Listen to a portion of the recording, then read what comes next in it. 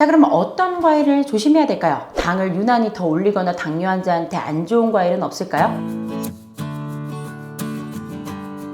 안녕하세요, 내과점의 닥터 K입니다. 외래 방문해 주시는 많은 당뇨 환자분들께서 의외로 많이 좀 궁금해 하시는 것이 있어서 오늘은 그걸 한번 다뤄보려고 해요. 바로 당뇨 환자들은 어떤 과일은 먹어도 되는지, 또 어떤 과일은 당을 너무 많이 올리진 않는지, 좋아하는 과일은 있지만 혈당을 올릴까봐 불안해 하시는 우리 당뇨 환자분들을 위해서 오늘은 어떤 과일을 어느 정도 먹는 것이 좀 더 나은지에 대해서 간단하게 정리해 드리려고 해요. 평상시에 과일 드시는 것을 좋아하는 당뇨 환자분들께서는 오늘 영상을 참고해 주시면 좋을 것 같아요. 지난번에 이제 여러 편의 영상들을 통해서 당뇨 환자의 식단을 과연 어떻게 구성해야 할 것이고 어떤 영양소를 얼마큼 먹어야 할지 이것들에 대해서 조금 이제 자세히 설명을 했던 적이 있죠. 그러니까 오른편을 참조하시면 이전 영상들을 좀 확인해 보실 수 있을 거고요. 자, 그럼 어떤 과일이 좋은지를 알려면 과일과 혈당의 관계에 대해서 좀 알아야겠죠. 우리가 과일과 혈당과의 관계를 알려면 정확하게 알아야 되는 것이 세 가지 개념이 있어요. 그 세 가지가 바로 첫 번째는 당 지수, 두 번째는 당 부하 지수, 그리고 세 번째가 브릭스라는 개념입니다.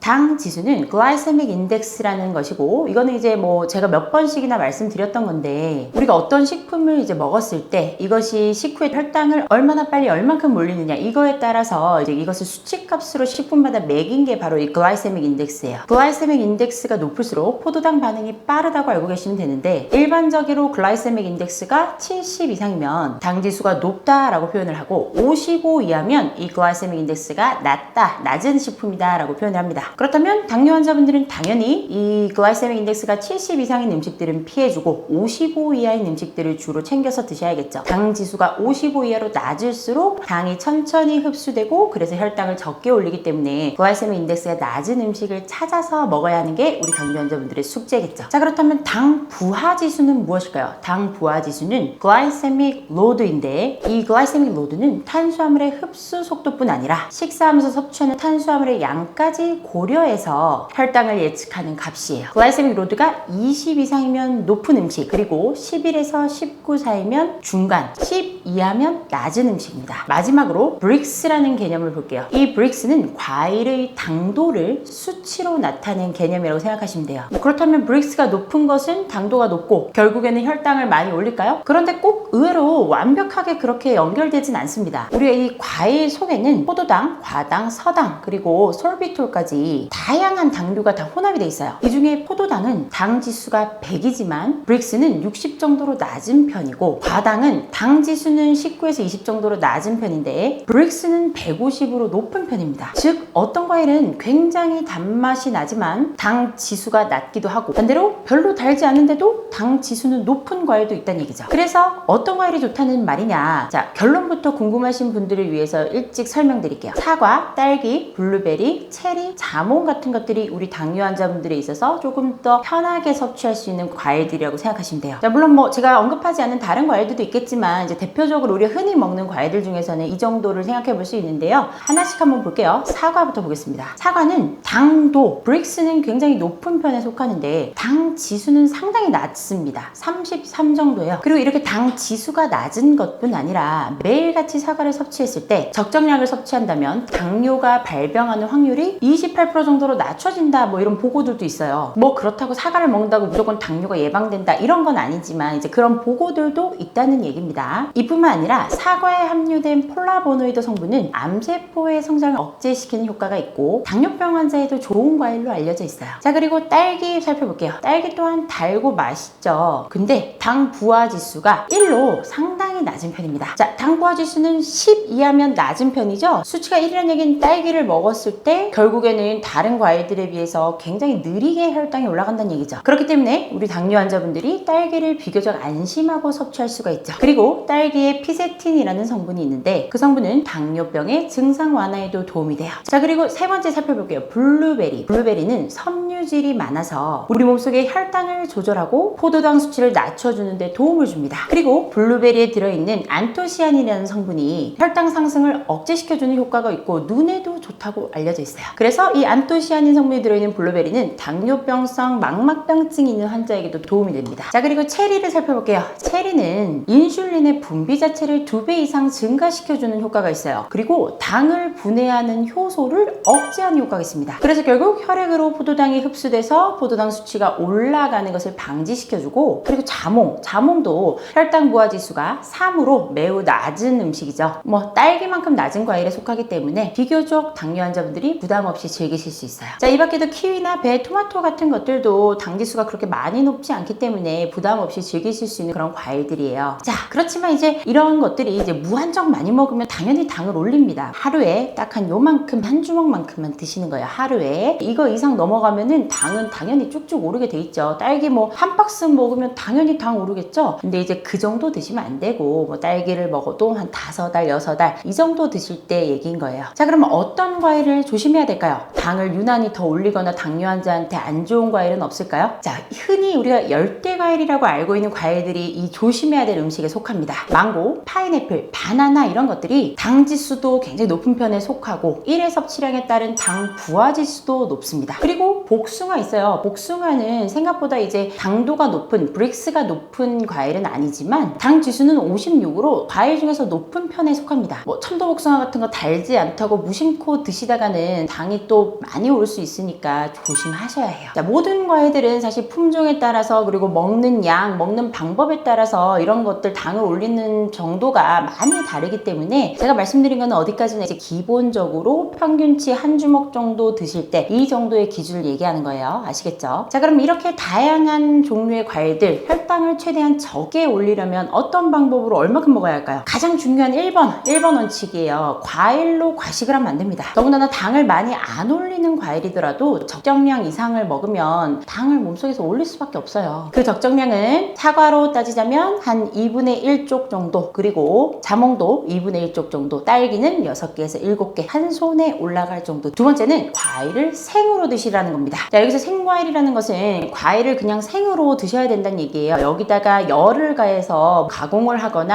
아니면은 뭐 즙을 낸다거나 갈아 먹는다던가 이러지 말란 얘기입니다. 그냥 생으로 과일을 드시는 게 제일 나아요. 왜냐? 과일은 형태가 바뀜에 따라서 당 지수도 급격하게 변하게 돼요. 딸기의 경우 당 지수는 29고 당 부하 지수는 1 정도로 굉장히 낮은 편에 속하지만, 가열내서 이걸 잼으로 만든다. 아무리 뭐 딸기만 갈아서 다른 거 별로 안 넣고 잼으로 만든다. 그래도 잼으로 만들고 나면 이게 엄청나게 농축이 되죠. 굉장히 농축이 돼서 끈적끈적해집니다. 이때 당 지수는 거의 85 이상에 달하게 됩니다. 뿐만 아니라 과일 자체가 그 자체만으로도 당 지수가 아무리 낮건 높건 간에 섬유질이 안에 많이 들어있어요. 그런데 이걸 우리가 즙을 내서 먹거나 갈아서 먹으면 이 섬유질이 아예 없거나 섬유질이 다 끊어집니다. 그렇기 때문에 당 흡수를 천천히 만들어주고 소화 흡수를 천천히 하게 해주는 이 섬유질 성분이 끊어져 버려서 마구잡이로 다 흡수돼 버린다는 얘기죠. 결국에는 섬유질이 없어지면 당 지수는 급격히 올라가게 되겠죠. 혈당도 급격히 올라가게 됩니다. 그래서 중요한 것은 과일은 무조건 생으로 드셔야 됩니다. 자, 그리고 세 번째 원칙, 조금 덜 익은 미숫과를 드셔야 합니다. 자, 모든 과일은 약간 덜 익은 형태로 먹는 게 좋아요. 왜냐? 우리 당뇨 환자분들에서 해당되는 얘긴데, 자, 우리가 상온에 놓으면 점점점 익어서 점점점 맛이 진해지는 것들 있죠. 바나나, 복숭아, 망고 이런 것들, 그리고 이제 뭐 키위 같은 것들도, 이런 것들은 완전히 익기 전이랑 익기 후가 당지수가 달라져요. 익은 후에 당지수가 훅 올라가게 됩니다. 그렇기 때문에 약간 덜 익은 상태로 드시는 게 당에는 좋아요. 자, 물론 그렇지만 이제 완전히 설 익어서 배탈 날 정도로 먹는 거는 뭐 안 되겠죠.